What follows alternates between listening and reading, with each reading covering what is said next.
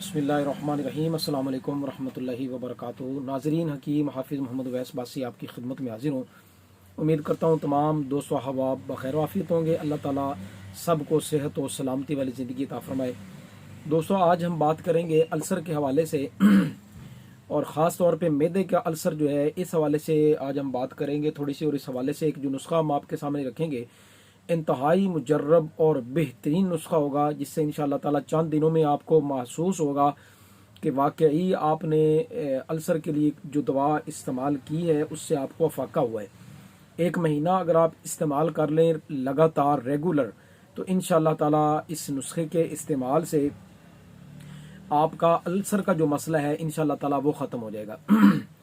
दोस्तों, ulcer English में नाम है, तो मतलब इसको अगर हम तिब की ज़बान में समझ लें तो मैदे का ज़ख़म इसको कहते हैं। सोजिश आ जाती है, मैदे पर ज़ख़म हो जाते हैं, जिस वजह से पेट में दर्द रहता है, जलन और तेज़ाबियत महसूस होती है। मतलब भूख सही नहीं लगती, खाने को जी नहीं चाहता, और उसके बाद पखाना सही तरीके से नहीं आता।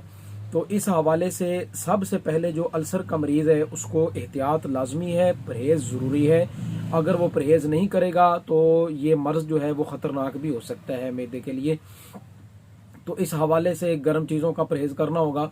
उसके बाद तली हुई चीज़ें, खट्टी चीज़ें, बाज़ार में जो मतलब ये फास्ट फूड वगैरह है, इसका बिल्कुल उसको परहेज़ करना पड़ेगा। और तेज़ मिर्च मिसालों का परहेज़ अल्सर के मरीज़ को लाजमी तौर पर करना होगा।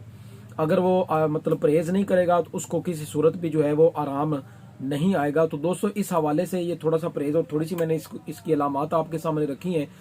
अभी जो मैं आपके सामने इसका नुस्खा रखूँगा, इंतहाई सादा और आसान नुस्खा है और बड़ा मुजर्रब, और अगर इस्तेमाल करेंगे तो आपको पता चलेगा कि वाकई इसके इस्तेमाल से आपको अफाका हुआ है। तो दोस्तों, नुस्खा बताने से पहले आप तमाम दोस्तों से गुजारिश है, आप हमारे चैनल को सब्सक्राइब करें, दोस्तों के साथ हमारी वीडियोस लाजमी शेयर करें, ताकि दोस्त अहबाब हमारी वीडियोस देखकर मुस्तफ़ीद हों, फ़ायदा उठाएं।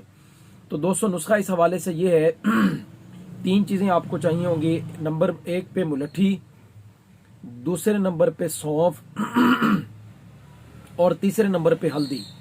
ये 3 चीज़ें आपको चाहिए। हम वज़न आप इसको ले लें और इनको आप बिल्कुल ग्राइंडर में डालकर पीस लें, बिल्कुल पाउडर कर लें।